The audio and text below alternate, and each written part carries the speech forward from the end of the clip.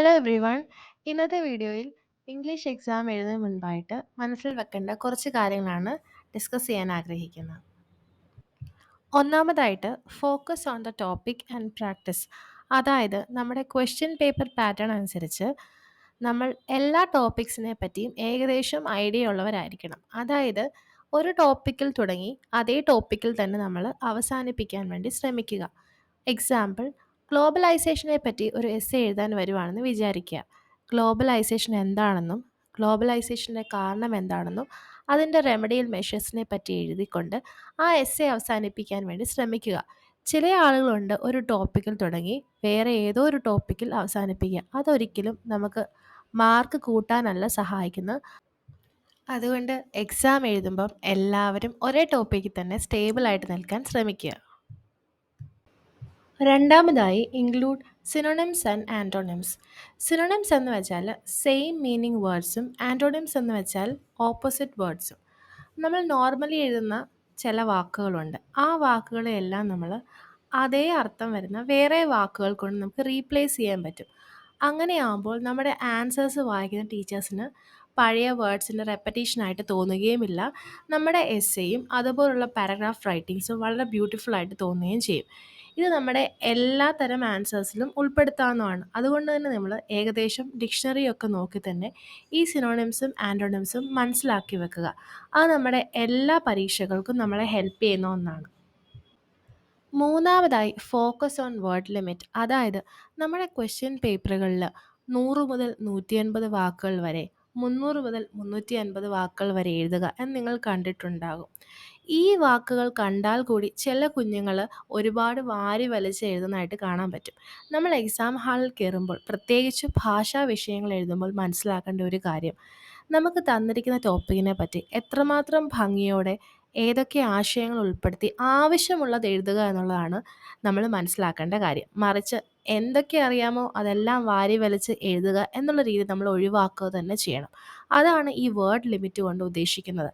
ഉദാഹരണത്തിന് ഞാൻ ആദ്യം പറഞ്ഞതുപോലെ തന്നെ ഗ്ലോബലൈസേഷനെ പറ്റി 300 വാക്കുകൾ എഴുതാൻ ഒരു ചോദ്യം വന്നാൽ ആ 300 വാക്കുകളിനകത്ത് ഗ്ലോബലൈസേഷൻ എന്താണെന്നും അതിൻ്റെ കാരണങ്ങളും അതിൻ്റെ റെമഡിയൽ മെഷേഴ്സും നമ്മൾ എഴുതി നിർത്തേണ്ടതാണ്. മറിച്ച് ഗ്ലോബലൈസേഷനെ തുടങ്ങി എയർ പൊല്യൂഷനിൽ അവസാനിപ്പിക്കുന്ന ആ ഒരു അവസ്ഥ നമുക്ക് മാറേണ്ടത് അത്യാവശ്യമാണ്. അതുകൊണ്ട് തന്നെ കുഞ്ഞുങ്ങളെല്ലാവരും എക്സാം എഴുതുമ്പോൾ ഈ വേർഡ് ലിമിറ്റ് കീപ്പ് ചെയ്യാൻ വേണ്ടി വളരെയധികം ശ്രമിക്കുക. അതിൻ്റെ അർത്ഥം എക്സാം ഹാളിൽ ഇരുന്നു കൊണ്ട് വേർഡ്സ് എണ്ണി നോക്കാനല്ല, ഏകദേശം നിങ്ങൾക്ക് ആ എഴുതിയ പാരഗ്രാഫും അതിൻ്റെ വാക്കുകളും വെച്ച് നിങ്ങൾക്ക് തന്നെ മനസ്സിലാക്കാൻ സാധിക്കും. പ്രത്യേകിച്ചും ഈ ഒരു കാര്യം വളരെ ഇമ്പോർട്ടൻ്റ് ആണ്, ഇത് മനസ്സിൽ വെക്കുക. നാലാമതായി ഇംപ്രൂവ് യുവർ ഹാൻഡ് റൈറ്റിംഗ്. ഹാൻഡ് റൈറ്റിങ്ങിന് ഇത്ര വലിയ പ്രാധാന്യമുണ്ടോ? തീർച്ചയായിട്ടും ഉണ്ട്.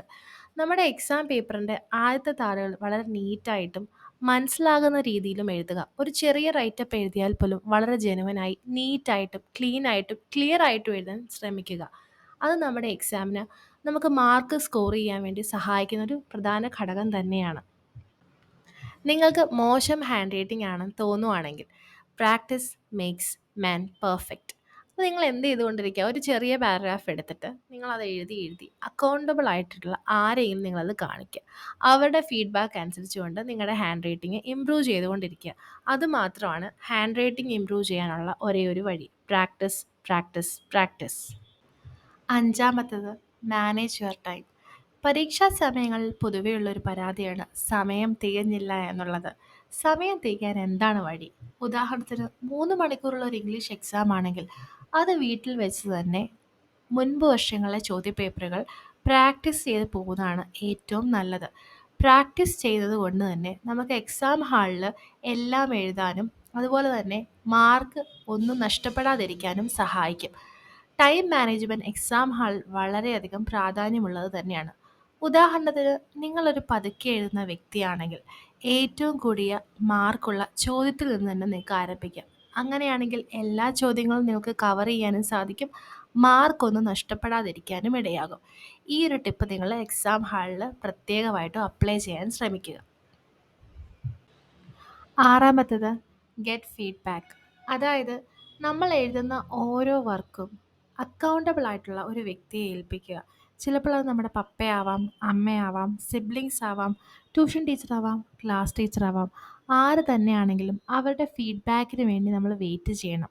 ഫീഡ്ബാക്ക് എന്നും നമ്മളെ ഗ്രോ ചെയ്യാൻ സഹായിക്കുന്ന ഒന്നാണ്. അവരുടെ അഡ്വൈസസുകൾ നമ്മുടെ റൈറ്റിംഗ് സ്റ്റൈലിനെ കൂടുതൽ ബ്യൂട്ടിഫുൾ ആക്കുക തന്നെ ചെയ്യും. അപ്പോൾ അതുകൊണ്ട് നമ്മൾ ഓരോ പാരഗ്രാഫ് എഴുതിയാലും ഒരു എസ്സേ എഴുതിയാലും നമ്മൾ അക്കൗണ്ടബിൾ ആയിട്ടുള്ള ആ വ്യക്തിയെ കാണിക്കുക. അവരുടെ അഭിപ്രായങ്ങളും നിർദ്ദേശങ്ങളും എല്ലാം നമ്മൾ പിന്നീട് നമ്മുടെ റൈറ്റിങ്ങിൽ ഉൾപ്പെടുത്താനും ഫോളോ ചെയ്യാനും ശ്രമിക്കുക. ഇങ്ങനെയുള്ള ഈ ടിപ്സ് ഫോളോ ചെയ്താൽ ഏകദേശം നിങ്ങൾക്ക് നല്ല മാർക്ക് കിട്ടുക തന്നെ ചെയ്യും. പിന്നെ ഒരു കാര്യം ഓർക്കുക, ഇത് എക്സാമിൻ്റെ തലേദിവസം ഫോളോ ചെയ്തിട്ട് കാര്യമില്ല. എക്സാമിന് മുന്നേ തന്നെ ഈ ടിപ്സ് എല്ലാം ഫോളോ ചെയ്യുവാണെങ്കിൽ ഐ അഷ്വർ യു നിങ്ങൾക്ക് നല്ല മാർക്ക് സ്കോർ ചെയ്യാൻ സാധിക്കും, പ്രത്യേകിച്ചും ഭാഷാ വിഷയങ്ങളിൽ. അപ്പോൾ എല്ലാവർക്കും all the very best. God bless you and thank you.